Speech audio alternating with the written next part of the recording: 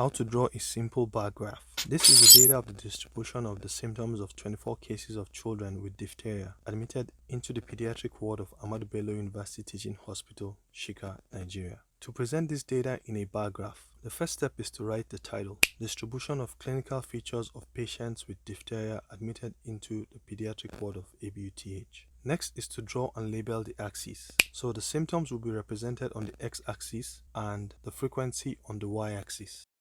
The next step is to determine the range and the scale. We know that the data ranges from 2 to 9, so a scale of 0 to 10 will do. And finally, we draw the bars to represent each category. For the first category, sore throat, frequency is 9. The second, bull neck, frequency is 2. The third, weakness, frequency of 5. And the fourth, fever, is 8. Now we have a bar chart and we can visually compare the values of the data. We see clearly that the most common symptom was sore throat, while the least common was bull neck. Easy peasy. Check out the full video on my channel and don't forget to like, share and subscribe. And as always, thanks for watching.